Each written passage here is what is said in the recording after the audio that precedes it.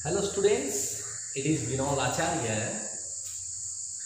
Ninth class के जो chapter हमने शुरू किया हुआ है गति, उसमें अब हम जो विषय वस्तु के बारे में पढ़ रहे हैं, हम गति के नियमों के बारे में बात कर रहे हैं। गति के 3 समीकरण, नियम नहीं, समीकरणों की बात कर रहे हैं। गति की जो समीकरणें हैं वो 3 हमने बताई थी, जिनमें से 2 हम ऑलरेडी प्रूव कर चुके हैं। अब पहली जो हमारी समीकरण थी वो थी v = u + at, और दूसरी थी हमारे पास s = ut = 1/2 at²। और तीसरी जो हमारे पास इक्वेशन है वो है v² - u² = 2as।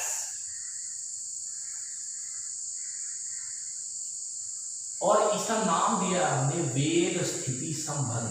इसमें वेग भी है और स्थिति से अभिप्राय यहाँ डिस्प्लेसमेंट से होता है, तो इसमें डिस्प्लेसमेंट भी है। डिस्प्लेसमेंट का मतलब हुआ हमारा विस्थापन, डिस्प्लेसमेंट से अभिप्राय हमारा विस्थापन से है। तो जब भी हमने ये इक्वेशन प्रूव करनी है, सिद्ध करनी है, तो सबसे पहले हमें तो एक ग्राफ बनाना है वस्तु के वेग और समय के बीच। और वो वस्तु कैसी होनी चाहिए? कोई ऐसी वस्तु जो समान त्वरण a से चल रही हो, जिसका प्रारंभिक वेग u हो और t समय में वह v वेग प्राप्त कर ले। ऐसी एक वस्तु का हमने वेग समय ग्राफ बना लिया है। ये हमने बना रखा है, लेकिन इसको लिखना जरूर है। आपने लिखते हैं, चलो एक ऐसी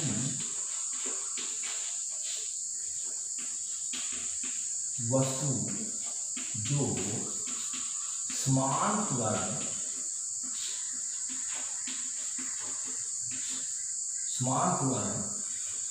a के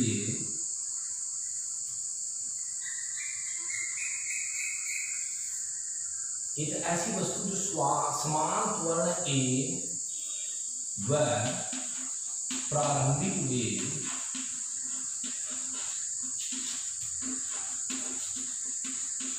u से चल रही हो, और क्या है, जो t समय के बाद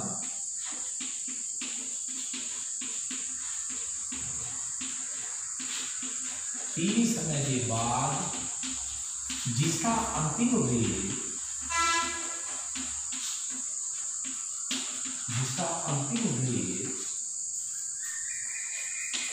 v हो जाता हो।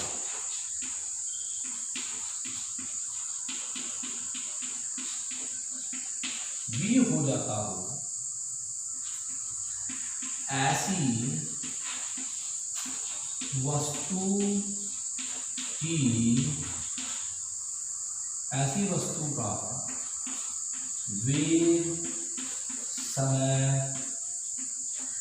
ग्राफ बनाए। हमने पिछले 2 लेक्चर्स में इसको पढ़ दिया है। ये हमारी वस्तु है जो यहाँ से शुरू होगी। देखिए, हमने इसका शुरू में जो प्रारंभिक वेग है वो यू दिखाया है। a त्वरण के साथ ये चल रही है। जब a त्वरण के साथ ये t समय तक चलती जाती है, ये देखिए नीचे ये t समय यहाँ पूरा होगा ना, यहाँ से शुरू हुआ t = 0, यहाँ जाके ये ऐसे ये चलती रही t = 1 2 3 4 ये ऐसे t = t हो रहा है यहाँ, और यहाँ जाकर इसका जो वेग है वो v हो चुका है।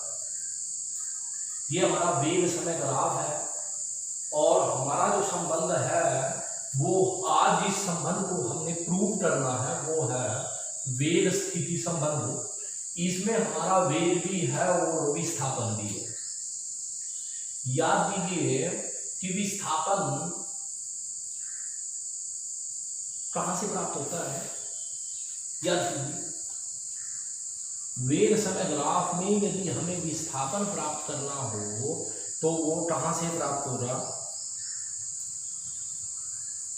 आ रहा है कुछ याद? जी हाँ, हमें याद आ रहा है कि वेग समय ग्राफ का जो ग्राफ बनता है वह जितने क्षेत्रफल को घेरता है वह उसका विस्थापन होता है। पिछले समीकरण में भी हमने यही किया था, आज भी हम यही करने जा रहे हैं। तो ग्राफ द्वारा हम इसका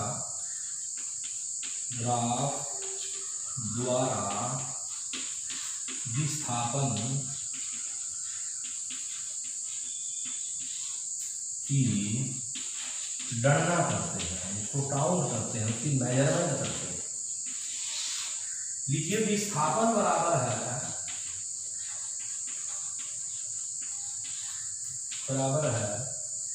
वेग समय ग्राफ द्वारा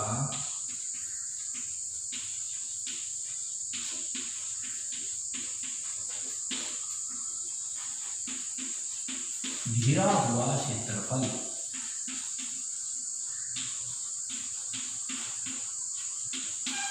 हमने ये क्षेत्रफल जो घिरा हुआ क्षेत्रफल है इसका अनुमान लगाना है, इसको निकालना।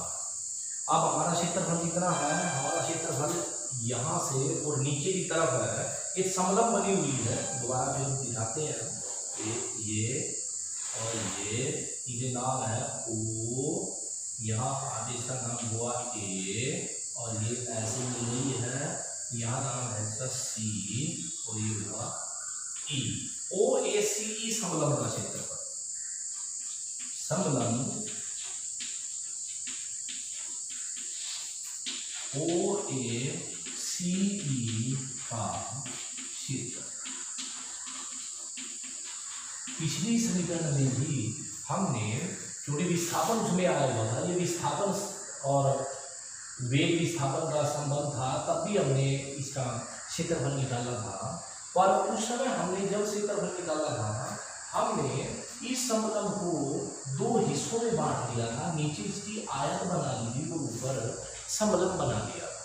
और तब यदि हम ऐसा करके इसका क्षेत्रफल निकालते हैं तो हमारी दूसरी समीकरण अपने आप सिद्ध हो जाती है।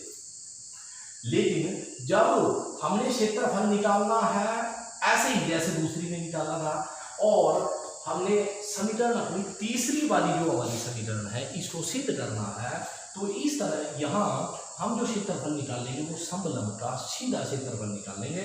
समलंब का क्षेत्रफल निकालते समय ये दो, देखिए समलंब की दो भुजाएं ऐसी होती हैं जो एक दूसरे से समानांतर होती है, एक दूसरे से समानांतर होती है।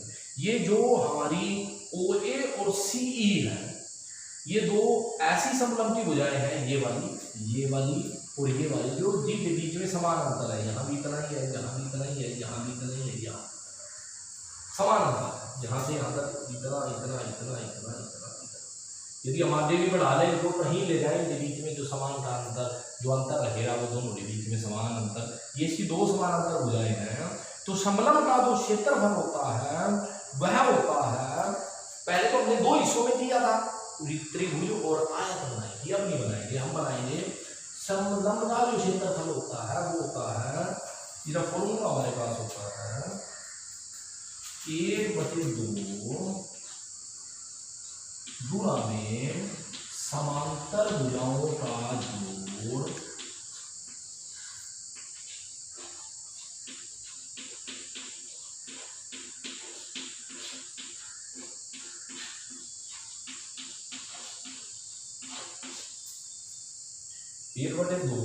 समांतर भुजाओं का जोड़ इंटू गुणा में 1/2 समांतर भुजाओं का जोड़ इंटू गुणा में हमारे पास आ गया समांतर भुजाओं के बीच की दूरी।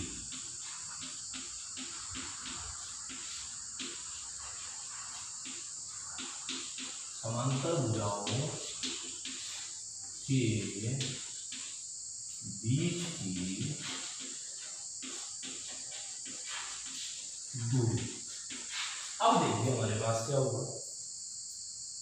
अब हमारे पास आया 1/2 इंटू समांतर भुजाएं कौन सी है हमारी, OACE और सी ई, ओ ए प्लस सी ई, ओ ए प्लस सी ई, और साथ में मल्टीप्लाई क्या हुआ हमारा समांतर भुजाओं के बीच की दूरी ये रही, यहाँ से यहाँ की दूरी और यहाँ से यहाँ की दूरी, कुछ भी मान लो इसको, ओ ई मान लो चाहे ए डी मान लो, ओ ई मान लेते हैं। तो अब हमारे पास आया बराबर हो गया 1/2 और ये आ गया ओ ए का मान कितना है u, और ये मान कितना है भाई सी वी, और ओ ई कितना है ओ ई टी, ओ ई कितना है हमारे पास टी।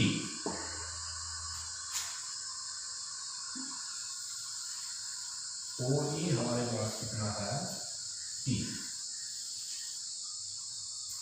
तो हमारा जो विस्थापन आया था, ये विस्थापन ही चल रहा है हमारा, विस्थापन की कैलकुलेशन कर रहे हैं हम। तो विस्थापन को ऐसे दिखा दिया हमने, और विस्थापन आया हमारा 1/2 u plus v into P. अब वो रहता है कि याद कीजिए आपके पास फॉर्मूला था, पहली जो समीकरण है ये वाला, इसमें से p का मान निकाल दिया, v बराबर u प्लस ए टी, ये हुआ v माइनस u बराबर ए टी, और t बराबर हुआ v माइनस u बटे ए। तो इसमें यहाँ t का मान हमें ये पुट कर देना है, और ये आया मेरे पास 1/2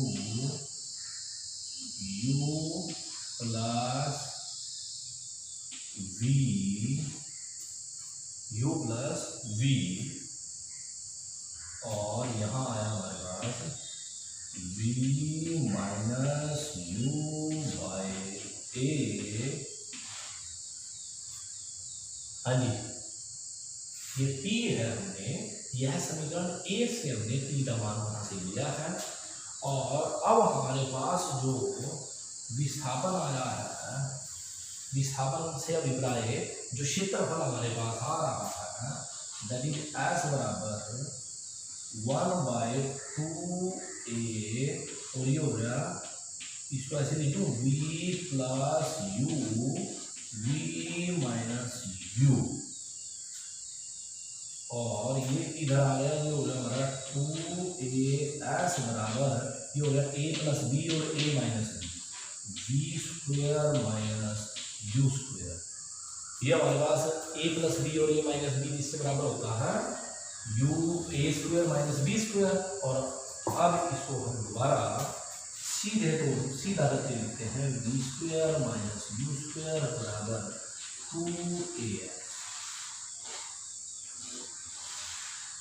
तो इट मीन्स कि हमने अपने जो हमारा वेग समय ग्राफ था उसको हमने ध्यान से देखा, और उसमें से उसका क्षेत्रफल निकाला। उसका क्षेत्रफल निकालने के बाद वो हमारे विस्थापन के बराबर आएगा, क्योंकि हमें पता है कि जब भी वेग समय ग्राफ निकाला जाता है, उसका क्षेत्रफल निकाला जाता है, तो विस्थापन के बराबर होता है। हमने विस्थापन निकाला उसमें से, और विस्थापन आते ही हमारी जो तीसरी इक्वेशन है वो अपने आप सिद्ध हो जाती है। तो प्यारे बच्चों, हमने गति की तीनों समीकरणों को ग्राफीय विधि से सिद्ध कर लिया है। तो सभी बच्चों ने एग्जाम के पेपरों के एग्जाम के पॉइंट ऑफ व्यू से बहुत इंपॉर्टेंट समीकरण हैं, तो सभी बच्चों ने इनको पढ़ लिया है। ठीक है।